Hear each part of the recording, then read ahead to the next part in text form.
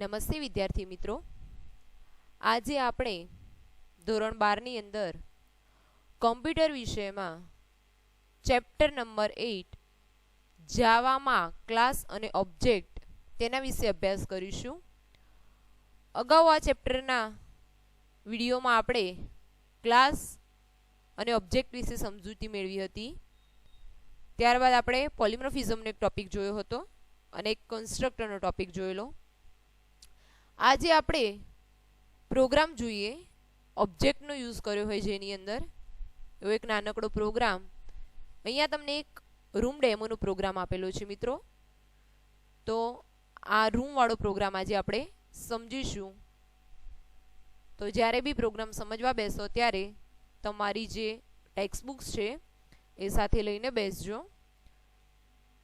તમે અહીંયા કોઈ પણ સાદા ટેક્સ્ટ એડિટરનો ઉપયોગ કરીને જાવાના પ્રોગ્રામ બનાવી શકો છો. અહીંયા આપણે નોટપેડની અંદર ટાઈપ કર્યો છે. સ્કાઇટની અંદર આપણે અગાઉના ચેપ્ટરમાં 7મા ચેપ્ટરની અંદર કોલકોસનો જે પ્રોગ્રામ હતો જે આપણે સ્કાઇટની અંદર જોયો હતો. બરાબર છે મિત્રો. અત્યારે નોટપેડની અંદર અહીંયા પ્રોગ્રામ ટાઈપ કરેલો છે. અહીંયા એક ક્લાસ ક્રિએટ કર્યો છે રૂમ નામનો. તમે એ વિચારી શકો કે આ તમારા ઘરનો એક રૂમ છે, એના વિશેનો આપણે એક પ્રોગ્રામ તૈયાર કરીએ છીએ અહીંયા. તો રૂમ નામનો એક ક્લાસ અહીંયા ક્રિએટ કર્યો છે. તેની અંદર કેટલાક વેરિયેબલ ક્રિએટ કર્યા છે કે ભાઈ રૂમની અંદર કયા કયા વેરિયેબલ, તો લેન્થ એની, વેઇથ, હાઇટ અને રૂમની number of window. Length, width, height માટે અહીંયા એને ડેટા ટાઈપ ફ્લોટ રાખી છે. નંબર ઓફ વિન્ડો માટે બાઇટ રાખી છે. સેટ એટ્રીબ્યુટ ક્રિએટ કર્યા છે કે ફ્લોટની અંદર એલ મતલબ લેન્થ, ડબલ્યુ મતલબ વેઇથ, એચ મતલબ હાઇટ અને એન મતલબ નંબર ઓફ વિન્ડો. ત્યારબાદ અહીંયા ડબલ એરિયા, તો અહીંયા એરિયા નામની મેથડ ક્રિએટ કરી છે કે ડબલ એરિયા. એરિયા મેળવવા માટે આપણે શું કરવું પડશે, તો રિટર્નની અંદર લેન્થ મલ્ટીપ્લિકેશન વિથ, કે ભાઈ તમે રૂમની જે લેન્થ છે અને વેઇથ છે એનો ગુણાકાર કરો તો તમને શું મળશે, રૂમનો એરિયા મળે છે. અહીંયા વોઇડ ડિસ્પ્લે નામની મેથડમાં શું કર્યું છે, એને શું ડિસ્પ્લે કરાવ્યું છે કે ભાઈ system dot out dot print LN. આ વસ્તુ વિશે આપણે આગળ સમજૂતી મેળવેલી છે 7મા ચેપ્ટરમાં કે આનાથી શું થશે કે ભાઈ માહિતીને પ્રદર્શિત કરે છે. તો શું પ્રદર્શિત કરશે કે ભાઈ લેન્થ, વેઇથ, હાઇટ અને નંબર ઓફ વિન્ડો. આપણી જોડે જો અહીંયા કોઈ કિંમત છે ને રૂમની અંદર લેન્થ, વેઇથ, હાઇટ અને નંબર ઓફ વિન્ડો માટે, એટલે શું પ્રિન્ટ કરશે, અહીંયા આપણે ડિસ્પ્લે કરાવીશું તારે 0 0 પ્રિન્ટ કરશે. ત્યાર પછી આપણે બીજો ક્લાસ ક્રિએટ કર્યો છે રૂમ ડેમો નામનો. કયો ક્લાસ ક્રિએટ કર્યો છે, રૂમ ડેમો નામનો. તેની અંદર અહીંયા આપણી જાવાની મેઇન મેથડ તમે જોઈ શકો છો.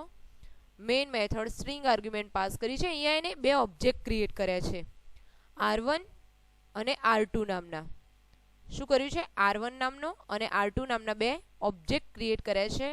બંનેને અહીંયા શું કર્યું છે, ડિસ્પ્લે કરાયા છે કે ભાઈ R1 ડિસ્પ્લે કરાવો અને R2 ને ડિસ્પ્લે કરાવો. બરાબર. તો અહીંયા કોઈ કિંમત હશે નહીં તો 0 0 પ્રિન્ટ કરશે.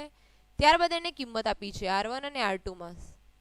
તો જો અહીંયા તમે જોઈ શકો છો R1 ની અંદર 18, 12.5, 10, 2, R2 ની અંદર 14, 11, 10 અને 1. તો અહીંયા સેટ એટ્રીબ્યુટની અંદર તમે અહીંયા જોઈ શકો છો કે ભાઈ પહેલા લેન્થ છે તો લેન્થ કેટલી છે અહીંયા 18. પછી શું છે વેઇથ, તો વેઇથ કેટલી છે અહીંયા 12.5 અને હાઇટ છે આપણી 10 અને નંબર ઓફ વિન્ડો છે આપણી 2. એ પ્રમાણે અહીંયા કિંમત લેશે. સેમ જ રીતે R2 માટે કે ભાઈ લેન્થ, વેઇથ, હાઇટ અને નંબર ઓફ વિન્ડો, કે લેન્થ 14 છે, હાઇટ 11 છે,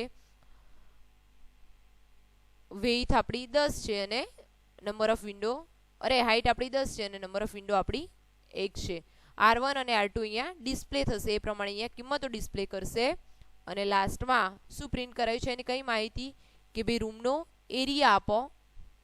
શું માંગ્યું છે એરિયામાં કે ભાઈ area of room with plus R1 dot length with R1 dot length અને વિથ. તો શું મળશે આપણને, એરિયા. એવી રીતે R2 ઓબ્જેક્ટની અંદર જે કિંમતો હશે એની અંદર લેન્થ અને વેઇથનું શું થશે, ગુણાકાર, અને આપણને શું મળશે અહીંયા, એરિયા.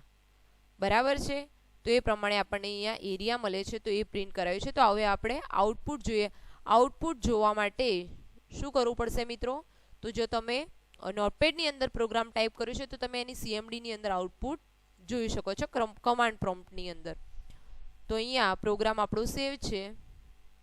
પ્રોગ્રામ સેવ ક્યાં કરવાનો? અગાઉના ચેપ્ટરમાં આપણે જોઈ ગયા છે કે ભાઈ ફાઇલની અંદર જઈ અહીંયા હું તમને બતાવું છું કે ભાઈ જો સેવ એઝ સેવ કરેલું છે એટલે સેવ એઝ આપું છું, બાકી સેવ આપવાનું તમારે કોમ્પ્યુટરની અંદર સી ડ્રાઈવમાં જોવાનું. જાવા નામનું ફોલ્ડર હશે, એની અંદર જેડીકેમાં બિન નામના ફોલ્ડરમાં તમારા ક્લાસનું નામ, મેઇન ક્લાસનું નામ. જો એક કરતાં વધારે ક્લાસ હોય તો મેઇન ક્લાસ કયો કહેવાશે? જે મેઇન મેથડની ઉપર હશે જાવાની એ આપણો મેઇન ક્લાસ. ત્યાં તમારો પ્રોગ્રામનું ક્લાસનું નામ આપી અને ડોટ જાવા એક્સટેન્શન સાથે શું કરવું પડશે? એને સેવ કરવું પડશે. બરાબર છે. ત્યાર પછી હવે આપણે હું અહીંયા સીએમડી ઓપન કરું છું કમાન્ડ પ્રોમ્પ્ટ રન કરવા માટે. તો સીએમડી લખશો અહીંયા સર્ચની અંદર એટલે આવી જશે તમારું કમાન્ડ પ્રોમ્પ્ટ. અહીં આપણે સીડીનો યુઝ શેની માટે કરીએ છીએ? તો ભાઈ આપણો પ્રોગ્રામ જ્યાં પડ્યો છે ત્યાં પહોંચવા માટે. એ પાથની હું કોપી પેસ્ટ કરીશ. તો આપણો પ્રોગ્રામ ક્યાં પડ્યો છે? તો કોમ્પ્યુટરની અંદર સી ડ્રાઈવમાં જાવા જેડીકે બિનની અંદર છે. તો અહીંથી આ પાથ હું શું કરું છું? કોપી કરું છું અને સીએમડીની અંદર અહીંયા હું એને પેસ્ટ આપું છું. ત્યારબાદ એન્ટર આપીશ. સીડી લખવાનું ભૂલતા નહીં મિત્રો. સીડી નહીં લખ્યું હોય તો તમે જે તે પાથ ઉપર જ રહેશો, તમારો પાથ ત્યાં ચેન્જ થશે નહીં. હવે હું શું કરીશ? પ્રોગ્રામને પહેલાં તો કમ્પાઇલ કરાવીશ. કમ્પાઇલ કરાવવા માટે જાવાની અંદર આપણે 7મા ચેપ્ટરમાં જોઈ ગયા એ પ્રમાણે જાવા સી પ્રોગ્રામનું નામ તો રૂમ ડેમો ડોટ જાવા. પ્રોગ્રામમાં જો કોઈ ભૂલ હશે નહીં તો આપણો પ્રોગ્રામ શું થશે? સક્સેસફુલી કમ્પાઇલ થશે. ભૂલ હશે તો ત્યાં એરર બતાવશે. એન્ટર આપો. પ્રોગ્રામ સક્સેસફુલી કમ્પાઇલ થયો છે, મતલબ અહીંયા કોઈ એરર છે નહીં પ્રોગ્રામની અંદર. હવે એને રન કરવા માટે તો રન માટે જાવા રૂમ ડેમો. અહીંયા તમે આઉટપુટ જોઈ શકો છો મિત્રો. જો અહીંયા પહેલા આપણે કોઈ કિંમતો આપેલી નહોતી એટલે length, width, height, number of window કેવું બતાવે છે? 0 0. ત્યાર પછી આપણે R1 અને R2 ને ડિસ્પ્લે કરાયા ત્યારે પણ કેવું બતાવે છે? 0 0 કે ભાઈ length 0, height, width, number of window 0. ત્યાર પછી આપણે કિંમતો આપી એટલે લેન્થ આપણી 18, વેઇથ 12.5, height 10, number of window 2. R2 ની અંદર આપણે જે કિંમતો આપેલી કે ભાઈ આપણી લેન્થ 14 છે, વેઇથ 11, હાઇટ 10 અને નંબર ઓફ વિન્ડો 1. બરાબર. એરિયા, રૂમનો એરિયા શોધવા માટે આપણે શું કરવાનું હતું કે ભાઈ લેન્થ અને વેઇથનો ગુણાકાર. બરાબર. એરિયા શોધવા માટે શું કરવાનું હતું કે ભાઈ લેન્થ અને વેઇથનો ગુણાકાર. તો અહીંયા આપણી જે લેન્થ અને વેઇથ છે એનો ગુણાકાર કરીને આપણને શું મળે છે આઉટપુટમાં? તો જો R1 ની શું છે લેન્થ અને વેઇથ? તો R1 ની લેન્થ અને વેઇથ છે 18 ગુણ્યા 12.5. તો અહીંયા શું આવે છે આઉટપુટમાં? તો ભાઈ 18 ગુણ્યા 12.5 તો અહીંયા 225.0. અને પહેલાની અંદર શું છે કે ભાઈ લેન્થ અને વેઇથ 11 અને 14 તો એનો ગુણાકાર થશે 154. તો આપણે શું મળ્યો? રૂમનો એરિયા. બરાબર છે મિત્રો. તો અહીંયા ઓબ્જેક્ટનો યુઝ કરીને પ્રોગ્રામ કેવી રીતે ક્રિએટ કરવો એ બતાવેલું છે 8મા ચેપ્ટરની અંદર. બહુ સિમ્પલ અને એકદમ ઇઝી પ્રોગ્રામ છે. નાનકડા એક રૂમનો પ્રોગ્રામ અહીંયા ક્રિએટ કરેલો છે. બરાબર. સીએમડીનો યુઝ કરીને પણ તમે એને રન કરી શકો છો. અગાઉ 7મા ચેપ્ટરમાં આપણે જોઈ ગયા એ પ્રમાણે આપણે આ પ્રોગ્રામને ડાયરેક્ટલી સ્કાઇટની અંદર પણ તમે એને રન કરી શકો છો. બરાબર છે મિત્રો. હવે આપણે કન્સ્ટ્રક્ટર સુધી જોયેલું હતું પ્રોગ્રામમાં. આગળ આપણે જોઈએ ચેપ્ટરની અંદર એક્સેસ કંટ્રોલ માટેના વિઝિબિલિટી મોડિફાયર. તો એક્સેસ કંટ્રોલ શું છે? તો એક્સેસ કંટ્રોલ એ દ્રશ્યતાની નિયંત્રણ બાબત છે. આથી એક્સેસ મોડિફાયર વિઝિબિલિટી મોડિફાયર તરીકે પણ ઓળખાય છે. ખાસ ધ્યાન રાખજો મિત્રો, ટીકઆઉટ કરતા રહેજો જોડે જોડે કે એક્સેસ કંટ્રોલ એ દ્રશ્યતાની નિયંત્રણ બાબત છે. આથી એક્સેસ મોડિફાયર વિઝિબિલિટી મોડિફાયર તરીકે પણ ઓળખાય છે. જો મેથડ અથવા વેરિયેબલ બીજા ક્લાસમાં દ્રશ્યમાન એટલે કે વિઝિબલ હોય તો જ અન્ય ક્લાસમાં તેનો ઉલ્લેખ કરી શકાય. આ પ્રકારના નિર્દેશનથી મેથડ અથવા વેરિયેબલને સુરક્ષિત રાખવા માટે આપણે 4 સ્તરના વિઝિબિલિટી મોડિફાયરનો ઉપયોગ કરીએ છીએ સુરક્ષા માટે. તો સુરક્ષા કે પ્રોટેક્શનના 4 વિઝિબિલિટી મોડિફાયર કયા છે? તો પબ્લિક, પેકેજ, પ્રોટેક્ટેડ અને પ્રાઇવેટ છે. તો દરેકની વિઝિબિલિટી અહીંયા અલગ છે. જો કોષ્ટક તમને અહીંયા આપેલું છે 8.1, તો એક્સેસ મોડિફાયર આપણા પબ્લિક, પેકેજ, પ્રોટેક્ટેડ અને પ્રાઇવેટ વિઝિબિલિટી એની કેવી રીતની છે? તો પબ્લિકની જે છે એ સૌથી વાઇડેસ્ટ, સૌથી વધારે વિઝિબિલિટી એની છે. ત્યાર પછી પેકેજ, એના કરતાં થોડીક ઓછી પબ્લિક કરતાં, પ્રોટેક્ટેડની પેકેજ કરતાં થોડીક ઓછી, અને પ્રાઇવેટ જે છે એની સૌથી નેરોવેસ્ટ વિઝિબિલિટી છે. તો આપણે પબ્લિક જોઈએ. તો કોઈ પણ મેથડ કે ચલ જે ક્લાસમાં વ્યાખ્યાયિત કરેલા હોય તેમાં જ તે ઉપલબ્ધ હોય છે. જો કોઈ પણ મેથડ કે ચલ જે ક્લાસમાં વ્યાખ્યાયિત કરેલા હોય તેમાં શું હોય છે? પબ્લિક વિઝિબલ હોય છે. જો આપણે એ ક્લાસની બહાર બધા ક્લાસમાં ઉપલબ્ધ બનાવવા ઈચ્છતા હોઈએ તો તે મેથડ અથવા ચલને પબ્લિક એક્સેસ માટે ઘોષિત કરો. આ સૌથી વધારે શક્ય એક્સેસ છે. પબ્લિક જે છે એ સૌથી વધારે એક્સેસ છે. ત્યાર પછી છે પેકેજ. તો પેકેજ જે છે આ બીજા સ્તરનો એક્સેસ મોડિફાયર છે જેને કોઈ નિશ્ચિત નામ નથી. જો પેકેજ જે છે એને કોઈ નિશ્ચિત નામ નથી. તે ઘોષિત કરવાના વિધાનોમાં કોઈ પણ પ્રકારના એક્સેસ મોડિફાયરની ગેરહાજરી વડે જણાવવામાં આવે છે. આ મોસ્ટ આઈએમપી વસ્તુ છે મિત્રો, ખાસ ધ્યાન રાખજો કે કોઈ પણ પ્રકારના મોડિફાયર, એક્સેસ મોડિફાયરની ગેરહાજરીમાં કયો મોડિફાયર જણાવવામાં આવે છે? તો પેકેજ. આ ડિફોલ્ટ સ્તરનું પ્રોટેક્શન છે.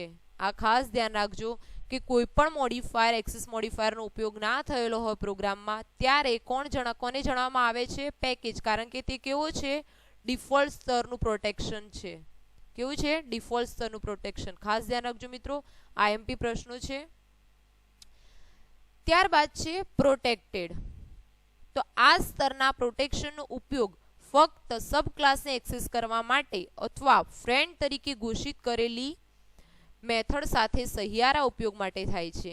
આ પણ એક આઈએમપી વસ્તુ છે, ખાસ ધ્યાન રાખજો મિત્રો કે પ્રોટેક્ટેડ જે છે તો આ પ્રકારના પ્રોટેક્શનનો ઉપયોગ ફક્ત સબ ક્લાસને એક્સેસ કરવા માટે અથવા ફ્રેન્ડ તરીકે ઘોષિત કરેલી મેથડ સાથે સહિયારા ઉપયોગ માટે થાય છે. તો ખાસ ધ્યાન રાખજો મિત્રો, અગાઉ આપણે 7મા ચેપ્ટરની અંદર જોયા હતા કે ઇનહેરિટન્સનો ખ્યાલ જોયો તો આપણે.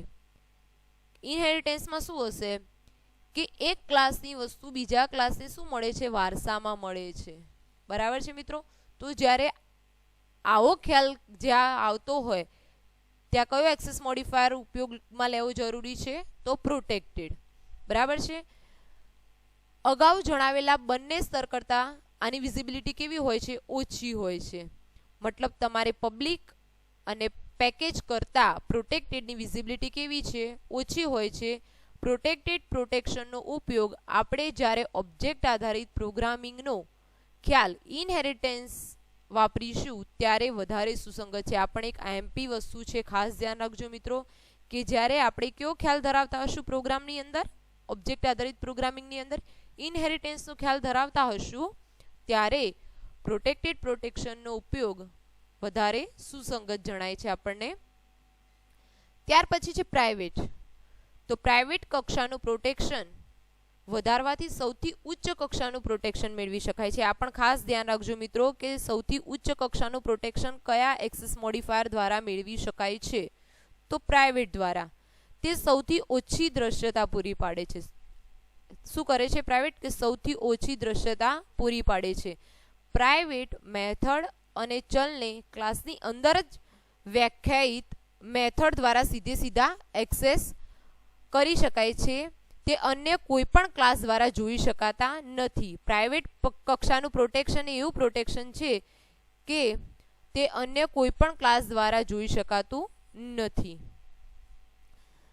તો આ હતા આપણા 4 એક્સેસ મોડિફાયર મિત્રો, ખાસ ધ્યાન રાખજો. એની અંદરથી પરીક્ષામાં પ્રશ્નો પૂછાતા હોય છે અને જ્યારે પણ વિડીયો જોવા બેસો ત્યારે એને ખાસ લઈને બેસો બુક અને ટીક આઉટ કરો આઈએમપી વસ્તુ.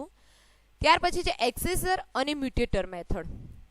હવે એક્સેસર અને મ્યુટેટર મેથડ આ પણ ખાસ ધ્યાન રાખજો મિત્રો કે જ્યારે આપણે ડેટાને પ્રાઇવેટ ઘોષિત કરીને તેનો એક્સેસ મર્યાદિત કરીએ છીએ ત્યારે આપણો હેતુ અન્ય ક્લાસના મેથડ વડે તે સીધા એક્સેસ કરવાથી અથવા તેમાં ફેરફાર કરવાથી તેનું રક્ષણ રાખવાનું છે. બરાબર કે જ્યારે આપણે પ્રાઇવેટનો ઉપયોગ કરીએ છીએ કોઈ પણ પ્રોગ્રામની અંદર પ્રાઇવેટ એક્સેસ મોડિફાયરનો, ત્યારે આપણો હેતુ શું હોય છે કે ભાઈ કોઈ અન્ય ક્લાસની મેથડ વડે સીધા એક્સેસ કરવાથી તેને રક્ષણ આપવાનું છે અથવા તો તેના ડેટામાં કોઈ ફેરફાર ના થાય એના સામે આપણે રક્ષણ આપવા માટે શું કરીએ છીએ કે ભાઈ પ્રાઇવેટ એક્સેસ મોડિફાયરનો ઉપયોગ કરીએ છીએ. જો આપણે ડેટાનો ઉપયોગ અન્ય વ્યક્તિઓ દ્વારા માન્ય રાખતા હોઈએ તો, જો આપણે પ્રોગ્રામમાં ડેટાનો ઉપયોગ અન્ય વ્યક્તિઓ દ્વારા માન્ય રાખતા હોઈએ તો આપણે એક્સેસર મેથડ લખીએ. આ ખાસ ધ્યાન રાખજો મિત્રો કે જો આપણે ડેટાનો ઉપયોગ અન્ય વ્યક્તિઓ દ્વારા માન્ય રાખતા હોઈએ તો આપણે એક્સેસર મેથડનો ઉપયોગ કરીશું. જો આપણે ડેટામાં ફેરફાર અન્ય વ્યક્તિઓ દ્વારા માન્ય રાખતા હોઈએ તો આપણે મ્યુટેટર મેથડ લખીએ. બરાબર છે. અહીંયા ઉપયોગ છે અને અહીંયા ફેરફાર છે. જો ડેટાનો ઉપયોગ કોઈ કરી શકે એવું તમે ઈચ્છતા હોય તો એક્સેસર અને ડેટામાં ફેરફાર કરી શકે એવું ઈચ્છતા હોય તો કઈ મેથડ વપરાશે? અહીંયા મ્યુટેટર મેથડ વપરાય છે મિત્રો. ખાસ ધ્યાન રાખજો માન્ય પ્રણાલિકા પ્રમાણે એક્સેસર અને મ્યુટેટર મેથડના નામ ચલના નામનો પ્રથમ અક્ષર કેપિટલ બનાવીને તેના પૂર્વક તરીકે અનુક્રમે ગેટ અને સેટ લખવાથી બને છે. આઈએમપી વસ્તુ છે મિત્રો, ખાસ ધ્યાન રાખજો કે કેવી રીતે બને છે. તો ચલના નામનો પ્રથમ અક્ષર કેપિટલ બનાવીને તેના પૂર્વક તરીકે અનુક્રમે ગેટ અને સેટ લખવાથી બને છે. આ પ્રણાલીને કારણે એક્સેસર મેથડ કેવી નામે ઓળખાશે? ગેટર, અને મ્યુટેટર મેથડ સેટર તરીકે પણ ઓળખાય છે. તો આ ખાસ ધ્યાન રાખવાનું મિત્રો કે ગેટર અને સેટર. ત્યાર પછી છે મેથડમાં પ્રાચલ તરીકે ઓબ્જેક્ટ પસાર કરવો. તો ચલના પ્રાથમિક ડેટા પ્રકાર અને ઉપલબ્ધ સમાવિષ્ટ એટલે કે બિલ્ટ-ઇન ડેટા પ્રકારોની જેમ જ ઓબ્જેક્ટ પણ મેથડમાં પ્રાચલ તરીકે પસાર કરી શકાય છે. ઓબ્જેક્ટને પણ શું કરી શકાય છે? મેથડમાં પ્રાચલ તરીકે તમે પસાર કરી શકો છો. ત્યારબાદ છે મિત્રો ઇનહેરિટન્સ. ઇનહેરિટન્સ શું છે? તો ઇનહેરિટન્સ બે ક્લાસ વચ્ચે ઇઝ અ પ્રકારનો સંબંધ ધરાવતું મોડેલ છે. મોસ્ટ આઈએમપી પ્રશ્ન છે મિત્રો, ખાસ ધ્યાન રાખજો કે ઇનહેરિટન્સ બે ક્લાસ વચ્ચે ઇઝ અ પ્રકારનો સંબંધ ધરાવતું મોડેલ છે. બરાબર છે.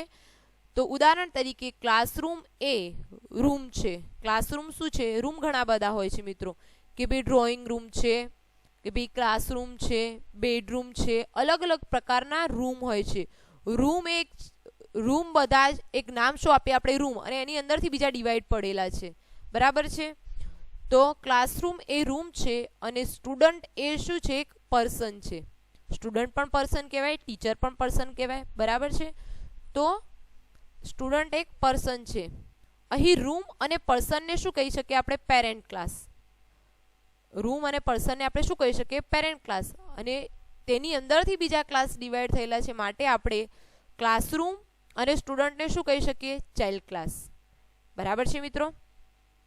પેરેન્ટ ક્લાસ એ સુપર ક્લાસ, બેઝ ક્લાસ કહેવામાં આવે છે, જ્યારે ચાઇલ્ડ ક્લાસને સબ ક્લાસ અને એક્સટેન્ડેડ ક્લાસ પણ કહેવામાં આવે છે. ખાસ ધ્યાન રાખજો મિત્રો કયા ક્લાસને કયા નામથી ઓળખવામાં આવે છે. પ્રોગ્રામ આપણે જોયો એની અંદર ઇનહેરિટન્સનો ઉપયોગ કરીને એજ રૂમનો પ્રોગ્રામ બનાવેલો છે મિત્રો. ત્યાર પછી છે સુપર ક્લાસના પ્રાઇવેટ મેમ્બર. તો અહીં તમે જુઓ કે જો આપણે સુપર ક્લાસના ઇન્સ્ટેન્સ વેરિયેબલની વિઝિબિલિટી બદલીને શું કરીશું? પ્રાઇવેટ કરીશું. સુપર ક્લાસ મતલબ આપણો મેઇન ક્લાસ, આપણો પેરેન્ટ ક્લાસ.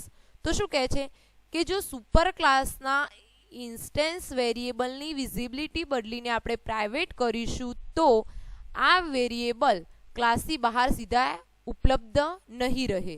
તે ક્લાસની બહાર સીધા ઉપલબ્ધ રહેશે નહીં.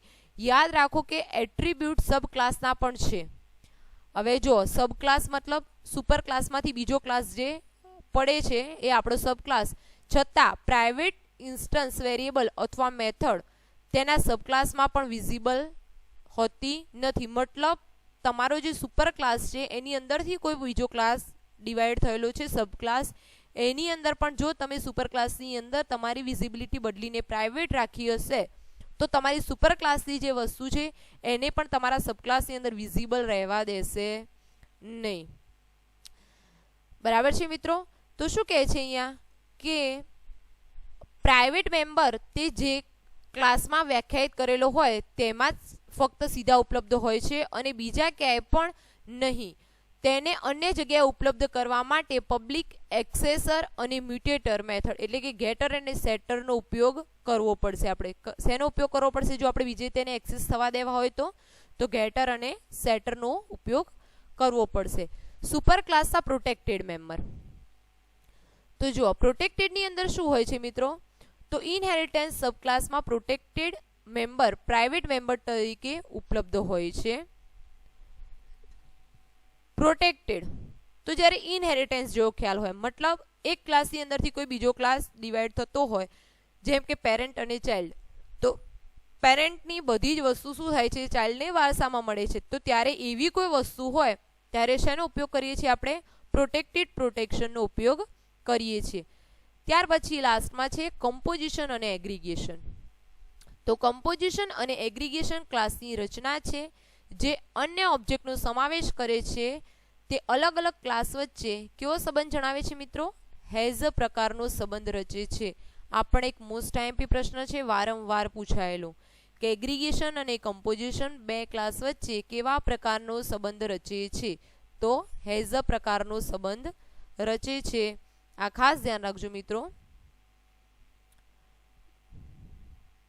બરાબર છે. અહીંયા આપણું ચેપ્ટર 8 કમ્પ્લીટ થાય છે.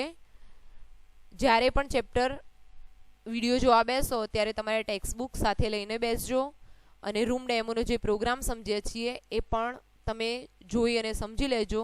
ઘરે પીસી હોય તો પ્રોગ્રામ ટાઈપ કરજો અને એને રન કરવાનો પ્રયત્ન ચોક્કસ કરજો મિત્રો.